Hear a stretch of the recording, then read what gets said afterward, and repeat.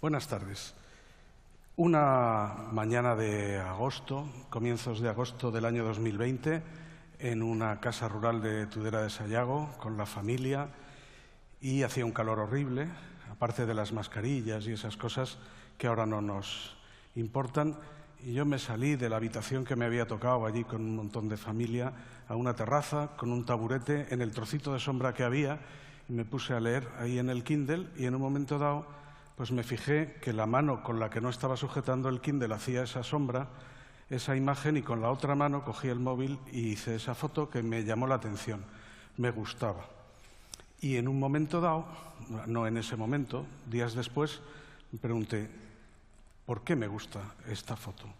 Tiene un punto cursi, pero me gusta. O sea, ¿qué cosas hay ahí?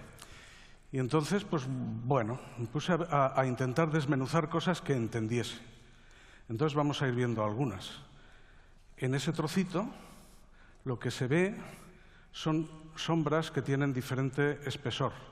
La zona de penumbra, lo que hay entre que la sombra es completa o la iluminación es completa, pues en la parte de sombra del techo de la habitación la sombra es más ancha, en la parte del antebrazo es un poco más estrecha y en la parte de la mano es más estrecha. Las sombras, no sé si os habéis fijado, las sombras que hace el sol tienen diferente grado de nitidez y eso depende de lo cerca que esté el objeto que hace sombra del lugar donde está ocurriendo la sombra, de la pantalla que la recibe. Y esto se debe a que el sol no es una fuente de luz puntual, sino que tiene una determinada extensión.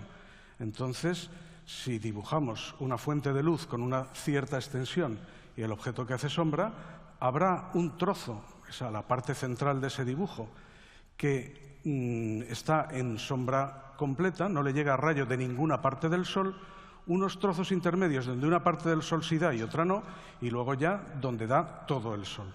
Si la fuente de luz fuera puntual, como tenemos aquí a la derecha arriba, entonces todos los rayos vienen de un sitio, no hay opciones.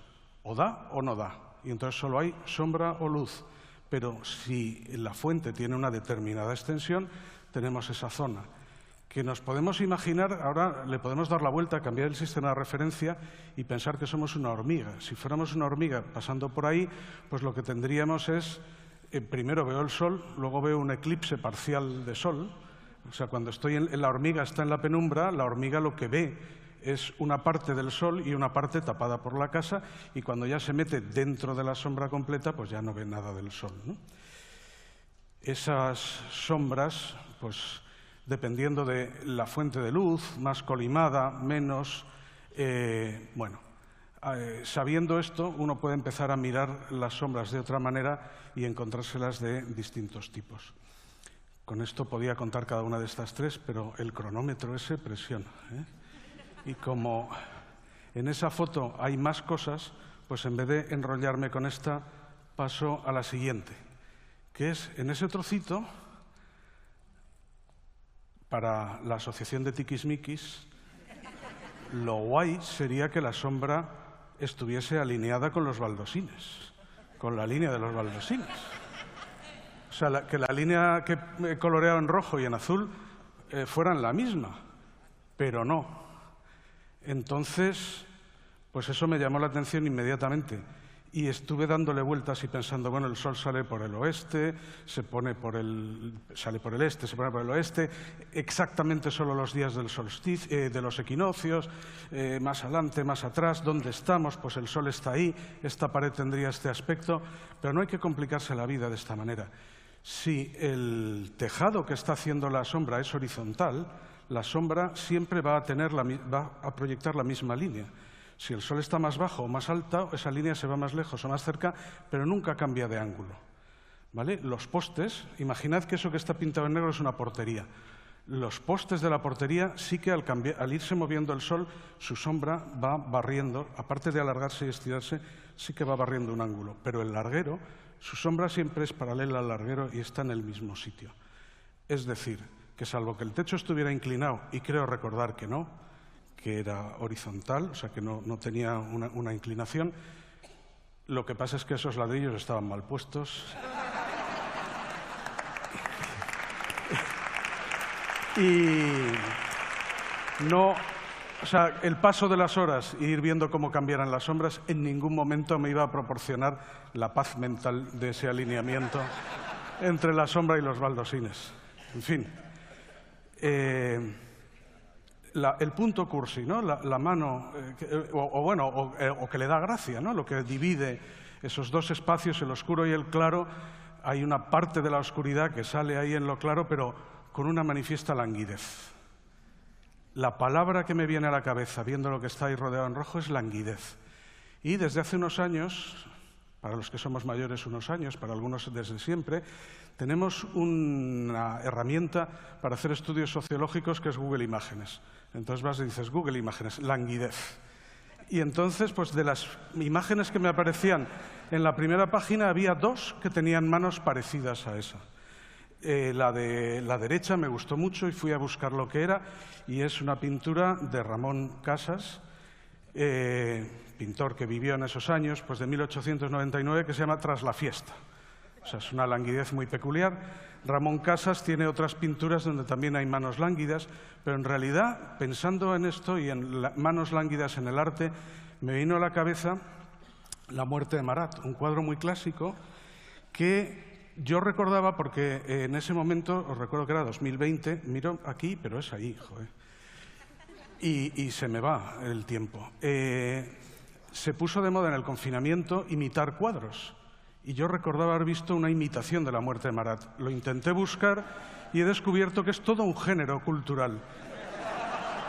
Y que hay páginas web exclusivas de imitaciones de La muerte de Marat.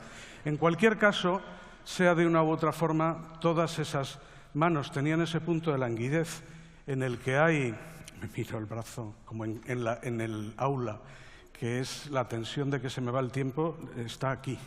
Entonces, aunque yo la veo ahí, no tiene vuelta. Un poquito de fisiología. En realidad, el movimiento de cualquier hueso del cuerpo respecto de otro es una palanca y hay dos músculos, dos muelles, que sirven uno para producir un movimiento y otro para producir el movimiento contrario. O sea, siempre hacen falta los dos músculos. En la mano la cosa es mucho más complicada, porque hay un montón de falanges, de un montón de movimientos, y cada uno de ellos tiene su músculo y su contramúsculo. Algunos los vemos claramente. La molla de la parte interna de los dedos es el músculo. ¿Y dónde está el contramúsculo? Porque en el otro lado está el hueso. El contramúsculo está en el antebrazo, conectado por un hilo, por un tendón, por una palanca, ¿no? O sea que la cosa es más complicada, y eso hace, como el músculo está en un sitio y el contramúsculo está lejos, cuando lo dejas totalmente relajado, puede más el que está cerca y genera una cierta contracción. Así como cuando le disparas a alguien y pierde toda la tensión muscular, pues puede quedar en cualquier forma, las manos siempre van a tener una tendencia a quedar cerradas por ese efecto. Cualquier mano dejada de tensión, su languidez ayuda a que esté cerrada. Que esté de una forma o de otra hará que esté un poco más o menos abierta, pero la languidez tiene esa razón fisiológica. Y el último elemento que había, a mí esos baldosines, ese suelo, me recordaba al suelo del salón de la casa en la que yo vivía en Valencia, de donde me mudé a Madrid con 10 años. O sea, antes del año 73. ¿Vale? Y dije, ¿puedo encontrar en la literatura algo que me ayude a entender o que me dé pistas de si eso tiene sentido o no?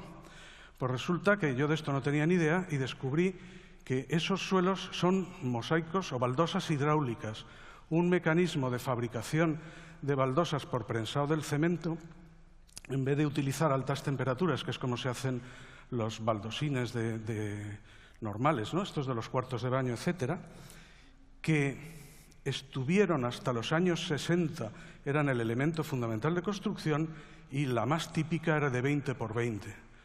Pues yo no me acuerdo de si aquella casa eran exactamente, pero tiene mucha pinta y desde luego todas las pistas que podía rastrear cuadraban perfectamente. Al final, después de dar esta vuelta por la fotografía, pues he visto que había un poquito de óptica, de astronomía, de fisiología, de tecnología, de fabricación de los baldosines, que si en vez de 10 minutos tienes 25, te puedes recrear mucho más. Sigo sin saber por qué me gusta la foto exactamente, pero desde luego sé que el conocimiento que puedo generar alrededor de ella me da una capa más de profundización en ese disfrute. Muchas gracias.